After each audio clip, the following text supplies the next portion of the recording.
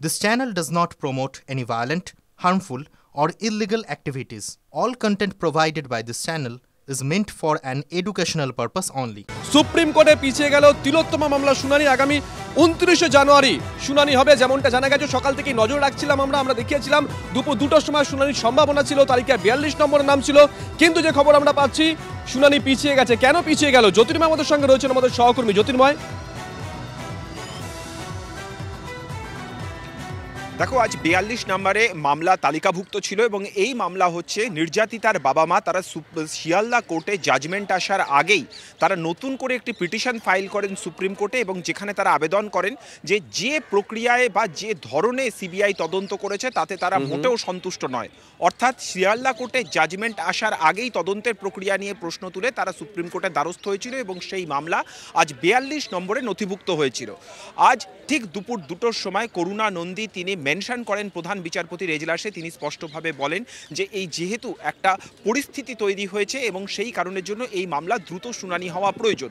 দুপুর 2টোর সময় প্রধান বিচারপতি জানান যে এই মামলার সঙ্গে সংশ্লিষ্ট সমস্ত পক্ষ যদি উপস্থিত থাকে তাহলে দুপুর 2টোয় শুনানি হওয়া পসিবল, এবং তিনি বলেন যে না হলে এই মামলা আমরা পরের সপ্তাহে পিছিয়ে দেবো। দুপুর 1টার সময় তিনি কথা জানান। দুপুর 2টোয় যখন কোর্ট শুরু হয় সেই সময় প্রধান বিচারপতি বলেন যে 3টি অ্যাপ্লিকেশন জমা পড়েছে এবং সব পক্ষকে তার নোটিশ দেওয়া হোক, অর্থাৎ এই অ্যাপ্লিকেশনের কপি সব পক্ষকে সার্ভ করা হোক এবং 29 জানুয়ারি পরবর্তী শুনানি হবে। ধন্যবাদ জ্যোতির্ময়।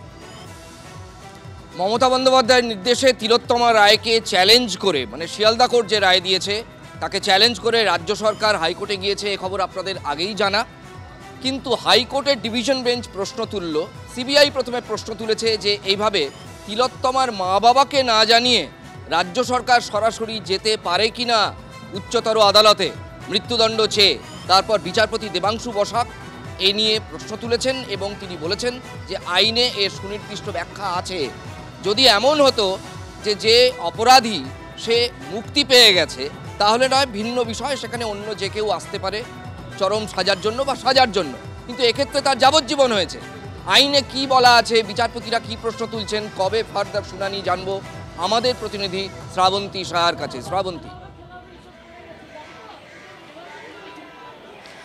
দেখো, যেহেতু এই মামলার একসময় তদন্ত করছিল রাজ্য পুলিশ এবং সেই তদন্তভারে অখুশি ছিলেন নির্যাতিতার পরিবার, ঠিক সেই কারণে সেই তদন্তভার চলে যায় সিবিআই এর ক্ষেত্রে। গোটা মামলা নিম্ন আদালতে যেভাবে চলেছে সেখানে সিবিআই যাবতীয় রিপোর্ট দিয়েছে, চার্জশিটের ক্ষেত্রে ছিল সমস্ত কিছু সিবিআই মনিটর করেছে, সিবিআই এর দায়িত্ব ছিল সেটা। রাজ্য সরকার কোথা থেকে এলো এই প্রশ্ন তুলেছেন সিবিআই এর আইনজীবী। তার বক্তব্য, যদি কোথাও গিয়ে রাজ্য সরকারের ভূমিকা থাকে তাহলে এই মামলায় আগে থেকে রাজ্য সরকারের যুক্ত হওয়ার দরকার ছিল, কিন্তু সেটা যেহেতু হয়নি তাই আপাতত রাজ্য সরকার কোনোভাবেই এখানে আসতে পারে না। আইনের যে বিভিন্ন প্রভিশন রয়েছে, বিভিন্ন সময় লালু প্রসাদ যাদব থেকে শুরু করে সলমান খান একাধিক ক্ষেত্রে বড় বড় মামলার ক্ষেত্রে এই ধরনের প্রশ্ন উঠে এসেছে। সেই মামলাগুলির উল্লেখও করা হয় আদালতে। রাজ্য সরকারের যুক্তি ছিল যে মানুষ চাইছে সঞ্জয় রায়ের ফাঁসি হোক, রাজ্যের দায়িত্ব আইন শৃঙ্খলার, আর সেই হিসেবেই তারা আপাতত আসতেই পারেন, এমনটাই যুক্তি। আদতে এই মামলার কি গ্রহণযোগ্যতা থাকবে, এই মামলা কি অ্যাডমিট করবেন বিচারপতি?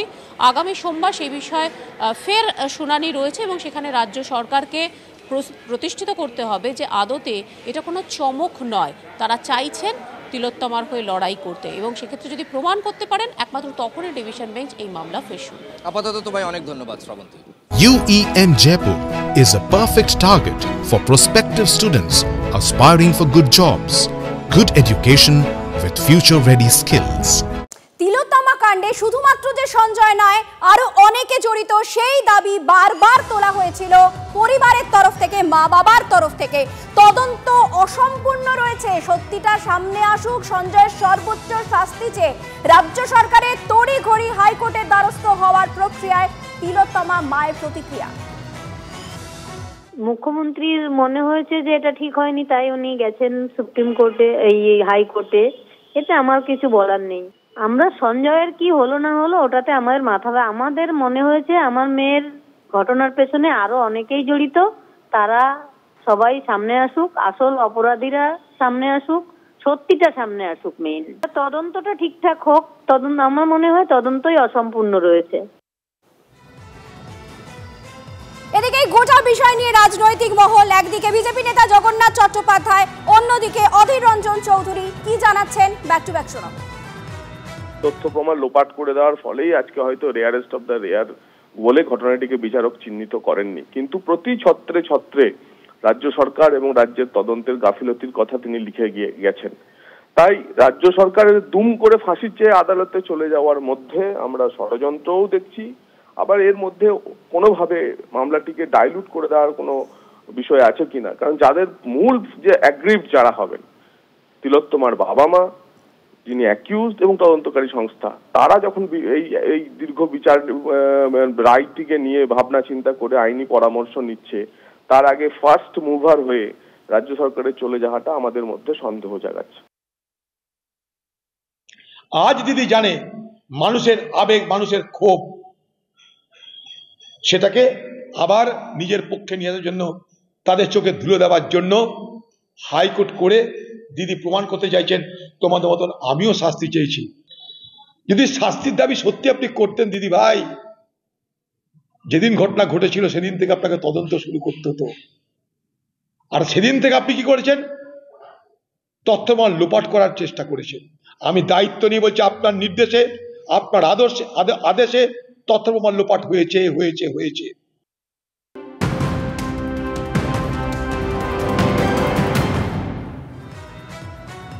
তিলোত্তমা কাণ্ড নিয়ে যখন গোটা দেশ উত্তাল, তখন একের পর এক ধর্ষণের খবর কিন্তু আপনাদের সামনে আমরা তুলে ধরেছি। আর এবার হটস্পট সিউড়ি, এক নাবালিকাকে ধর্ষণের অভিযোগ উঠছে। চকলেটের লোভ দেখিয়ে নাবালিকাকে যৌন নির্যাতনের অভিযোগ মুদিখানা দোকানের মালিকের বিরুদ্ধে। অভিযুক্তকে গ্রেফতারির দাবিতে সিউড়িতে তুলকালাম কাণ্ড, ব্যবসায়ী দোকান ভাঙচুর করা হয়, আগুন জ্বালিয়ে পথ অবরোধ করা হয়। পুলিশকে বিকেল 5টা পর্যন্ত ডেডলাইন দিয়েছেন স্থানীয়রা। আমরা কথা বললাম, ওরা 2 দিন টাইম চেয়েছিল, আমরা 2 দিনের টাইম নেবো না, কারণ 2 দিন টাইম দিলে সব চাপা পড়ে যাবে আমাদের মধ্যে। পুলিশে আমরা 5টা অবধি সময় দিয়েছে, উনি 2 দিনের টাইম চাইছে, কিন্তু আমরা 2 দিনের টাইম দেবো না, 5টা অবধি সময় দিয়েছি। শান্ত থাকবো, যদি না হয় তাহলে ব্যবস্থা সব করে দেবো। আসামি ধরে নেবে, আর কি করা যা করে শাস্তি দিবে সব করবে। যদি না হয় তাহলে কিন্তু আমরা আবার পথ অপরাধ। কিছু বলতে না বলতে আমরা ধরে নেব, তোমরা কিছু করো না। আমরা টাইম দিচ্ছি, একবার পরে আমরা এরকম করব। আমরা একবার এখন গেটটা ছেড়ে দেবো, একবার পর আমি আবার ঘর যাবো। ওদের ঘর ভাঙবো না, দোকান ভাঙবো না, ওকে ধরে নিয়ে এসো, পাবলিক হাতে ছেড়ে দিতে বলবো আমরা। এরকম করে এখানে অনেক জনকেও নষ্ট করেছে। ঘড়ির কাঁটায় 3:06:30 এখনো পর্যন্ত মূল অভিযুক্ত প্রদীপ কীর্তনিয়া পলাতক, তাকে গ্রেফতার করা সম্ভব হয়নি। কি ছবি উঠে আসছে জানতে চলে যাব আমাদের প্রতিনিধি হিমাদ্রির কাছে। হিমাদ্রি, আর মাত্র 2 ঘন্টা ডেডলাইন বেঁধে দেওয়া হয়েছিল, কি ছবি উঠে আসছে? দেখো, সকালেই পুলিশকে জানানো হয়েছিল যে বিকেল 5টা পর্যন্ত টাইম দেওয়া হচ্ছে, তার মধ্যেই পুলিশকে গ্রেপ্তার করতে হবে যে মূল অভিযুক্ত তাকে। কিন্তু এখনও পর্যন্ত 3টে পেরিয়ে গেল, এখনও পর্যন্ত কিন্তু মূল অভিযুক্তকে গ্রেপ্তার করা যায়নি। তার খোঁজে তল্লাশি চলছে একাধিক জায়গায়। যদিও ইতিমধ্যেই তার দাদাকে আটক করেছে, তাকে জিজ্ঞাসাবাদ করা হচ্ছে, তার খোঁজ চালানো হচ্ছে, কিন্তু যে মূল অভিযুক্ত যে ডেডলাইন 5টা পর্যন্ত দেওয়া হয়েছে সেই টাইমের মধ্যে এখন দেখার বিষয় পুলিশ কি 5টার মধ্যে এই যে মূল অভিযুক্ত তাকে কি গ্রেপ্তার করতে পারবে। না হলে কিন্তু হুঁশিয়ারি আগেই দিয়ে রেখেছে যারা স্থানীয় বাসিন্দা যে 5টা পেরিয়ে গেলে তারা ফের আন্দোলনের পথেই কিন্তু নামবে, তারা ফের রাস্তা অবরোধ করবে, এমনটা তাদের বক্তব্য ছিল সকালবেলা। এখন দেখার বিষয় যে 5টা পর্যন্ত বাজার পর 5টার সময় তাকে গ্রেপ্তার করতে পারে কিনা। তবে এখনও পর্যন্ত যেটা খবর পুলিশ সূত্রে, ওই ব্যক্তিকে এখনও পর্যন্ত গ্রেপ্তার করা হয়নি, তার খোঁজ চালানো হচ্ছে একাধিক জায়গায়। শুধু যে এই থানা তা নয়, অন্যান্য বিভিন্ন থানা থেকেও কিন্তু তার খোঁজ চালানো হচ্ছে যে অন্য কোথাও কোন জায়গায় হিমাদ্রি, অর্থাৎ মূল অভিযুক্তকে এখনো পর্যন্ত গ্রেফতার করা সম্ভব হয়নি, যদিও তার খোঁজে তল্লাশি চলছে বিভিন্ন জায়গায়। অন্যদিকে নিউ ব্যারাকপুর থেকে যে অভিযোগ আমরা পাচ্ছি, সেখানে জমি বিবাদের জেরে এক গৃহবধূকে বিবস্ত্র করে মারধরের অভিযোগ। লজ্জায় আত্মঘাতী ওই গৃহবধূ, সুইসাইড নোটে একাধিক ব্যক্তির নাম লিখে দিয়ে গেছে ওই গৃহবধূ, কিন্তু তারপরেও এখনো পর্যন্ত আমাদের কাছে যা খবর তাতে একজনকে পুলিশ গ্রেপ্তার করেছে। পুলিশের নিষ্ক্রিয়তা নিয়ে ইতিমধ্যেই প্রশ্ন তুলতে শুরু করেছে পরিবার। দীপঙ্কর আমাদের সঙ্গে রয়েছেন, আমাদের সহকর্মী। দীপঙ্কর, কি পরিস্থিতি এখন? দেখো পরিস্থিতি যে জায়গায় বিপ্রদাস বসু যাকে গ্রেপ্তার করেছে তাকে বারাকপুর আদালতে নিয়ে যাওয়া হয়েছে, সেখানে তার আজকে শুনানি হবে। পাশাপাশি ওই গৃহবধূর দেহ সেখানে ব্যারাকপুর বিএন বোস হাসপাতালে নিয়ে যাওয়া হয়েছে, সেখানে তার ময়নাতদন্ত হবে। কিন্তু প্রসঙ্গ যেটা পরিবারের তরফ থেকে বারবার অভিযোগ করা হচ্ছে, বিপ্রদাস বসু একা নয়, তার থেকে আরও একটা নাম তারা উল্লেখ করেছেন, সেটা হচ্ছে মমতা সরকার। তার নেতৃত্বেই মূলত এই সমস্ত আশেপাশের যে সমস্ত মানুষজন ছিলেন তারা ওই মহিলা এবং তার স্বামীর ওপরে অত্যাচার করেছেন। মহিলা গৃহবধূ তিনি বারবার তাদের দ্বারা অত্যাচারিত হয়েছেন, তার পোশাক ছিঁড়ে দেওয়া হয়েছে। তিনি যখন গত পরশু দিন রাত্রিবেলা নিউ ব্যারাকপুর থানাতে অভিযোগ দায়ের করেন, সেই অভিযোগ করতে গেলে তখন তাদের সঙ্গে একটা মীমাংসা করা হয়, থানার উপস্থিতিতে একটা মীমাংসা হয়। সেই মীমাংসাতে বলা হয় আর বিষয়টি জটিল হবে না, কিন্তু তারপরেও যখন ওই গৃহবধূ বাড়িতে যান, তার বাড়িতে আবার চড়া হয় দুষ্কৃতীরা। পরের দিন সকালবেলা আবার চড়া হয়।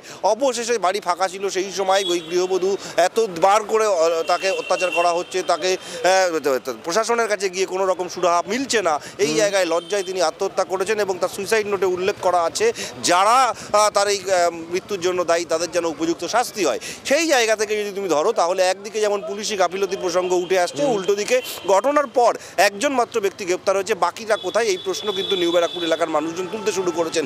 ইতিমধ্যে রাজনৈতিকভাবেও একটা প্রসঙ্গ উঠতে শুরু করেছে যে মমতা সরকার তিনি বিজেপির কর্মী, যদিও তৃণমূল কংগ্রেস এই অভিযোগ বা পরিবারের এই অভিযোগের জায়গায় বিজেপির তরফ থেকে স্পষ্ট বলা হচ্ছে যে তিনি বিজেপিতে করতেন, কিন্তু এখন আর তিনি বিজেপিতে নেই, তৃণমূল কংগ্রেসের সঙ্গে রয়েছেন। ফলে এই রাজনৈতিক চাপানুতর রয়েছে, কিন্তু প্রসঙ্গত উভয় দল এবং নিউ ব্যারাকপুর সাধারণ মানুষজন তারা কিন্তু দাবি করছেন কি রাজনীতি করতো সেটা বিষয় না, যারা একদমই তাই নজর থাকবে। দীপঙ্কর, সর্বশেষ আপডেট দর্শকদের দিয়ে রাখি, এই ঘটনায় এখনো পর্যন্ত পুলিশ একজনকে গ্রেপ্তার করেছে, তাকে আদালতে তোলা হয়েছিল, তাকে 14 দিন পর্যন্ত জেল হেফাজতে নির্দেশ দিয়েছেন বিচারক।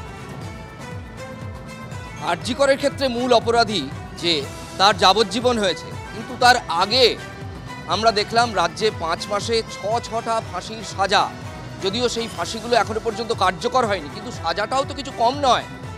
এর পরেও রাজ্যে নারী নির্যাতন কিছুতেই কমছে না, কোথাও মেরে ফেলা হচ্ছে, কোথাও হাতবড়া করে ফেলে দেওয়া হচ্ছে, এবং সবথেকে যেটা ক্রুশিয়াল সেটা হচ্ছে পুলিশের ভূমিকা। এক্ষেত্রেও পুলিশের ভূমিকা নিয়ে যিনি মৃতা তিনি নিজেই প্রশ্ন তুলেছেন।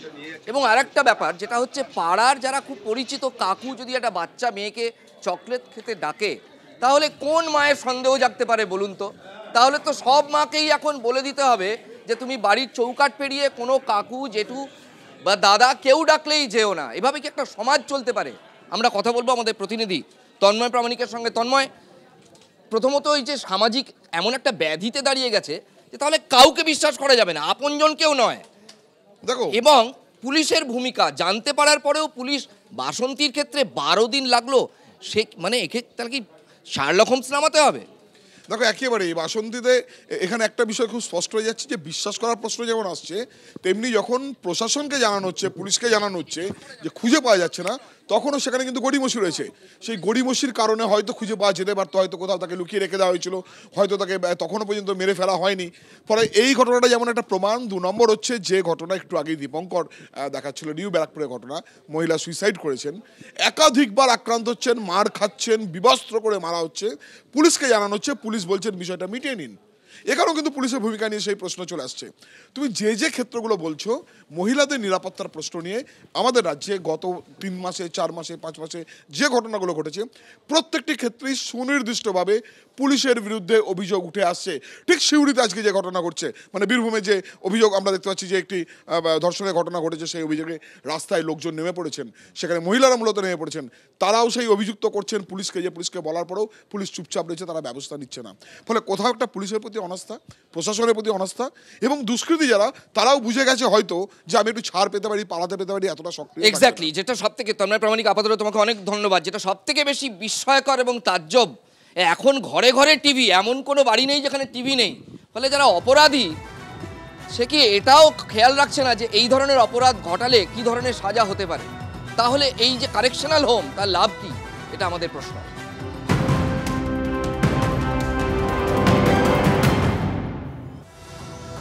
এবং এই মুহূর্তে আমাদের কাছে আরো একটি গুরুত্বপূর্ণ খবর এসে পৌঁছেছে। জয়নগরের বকুলতলায় মহিলাকে কুপিয়ে খুন, ধানক্ষেত থেকে মহিলার রক্তাক্ত দেহ উদ্ধার।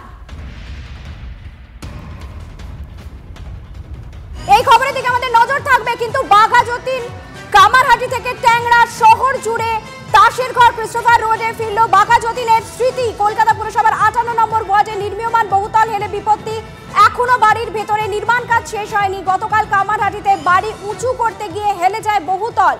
বারবার বাড়ি হেলে পড়ার ঘটনা। নজরদারির অভাব কি কোথাও থেকে যাচ্ছে? গোড়ায় গলদ থাকছে কেন? পুরসভার ভূমিকায় জমছে ক্ষোভ। ট্যাংরার হেলে পড়া বহুতলটি ভেঙে পড়ার নির্দেশ দিয়েছে ইতিমধ্যেই পুরসভা।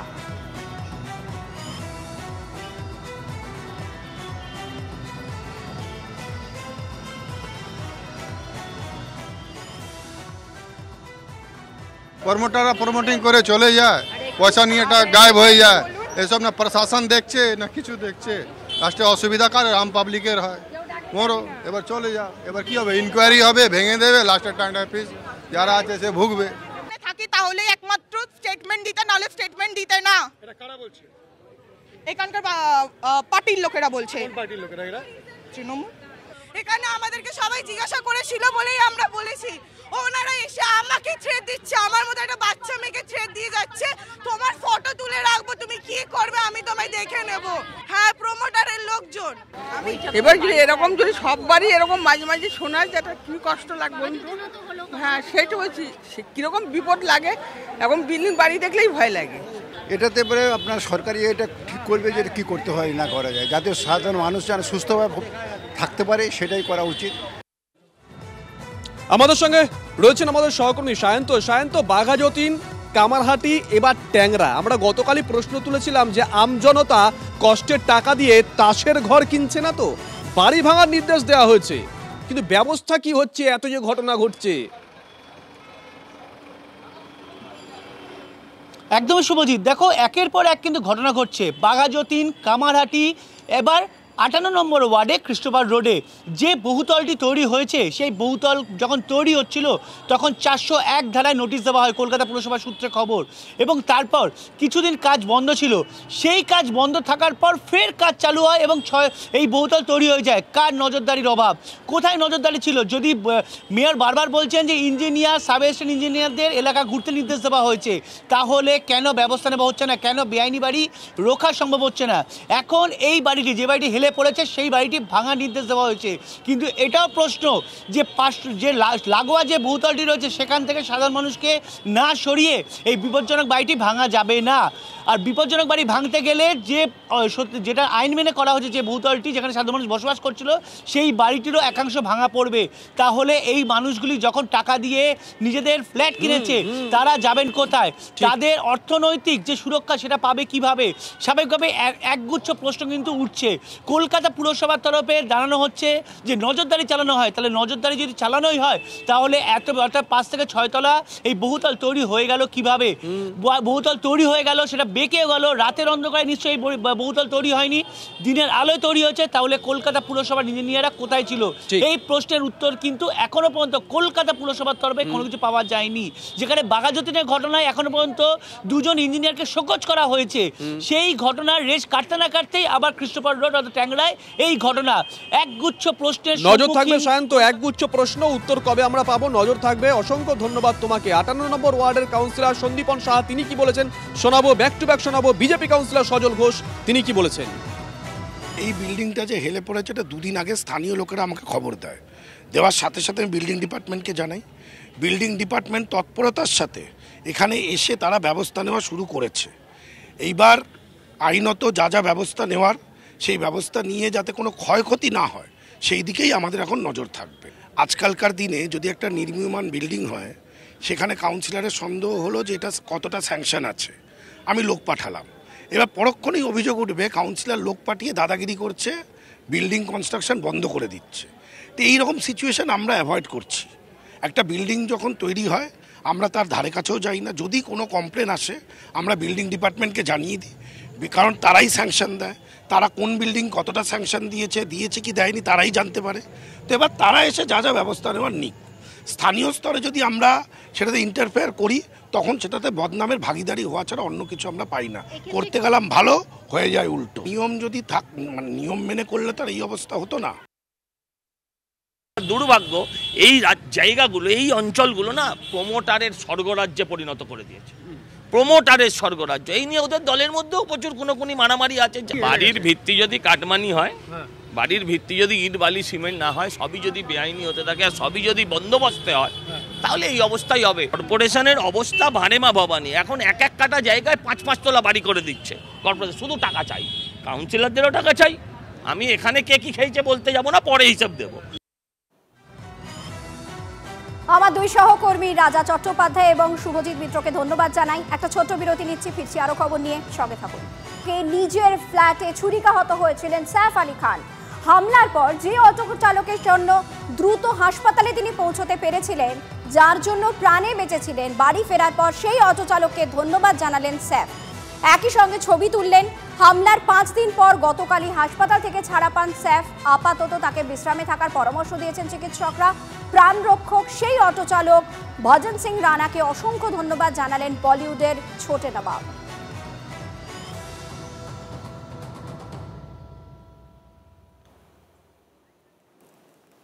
আপনারা এই মুহূর্তে সেই অটো চালকের ছবি দেখছেন সাইফ আলী খানের সঙ্গে। এই অটো চালকই সেদিন গভীর রাতে লীলাবতী হাসপাতালে নিয়ে গিয়েছিলেন সাইফ আলী খানকে এবং আজ তিনি সুস্থ হয়ে ওঠার পর একসঙ্গে ছবি দিয়েছেন এবং তাকে ধন্যবাদ জানাতে ভোলেননি।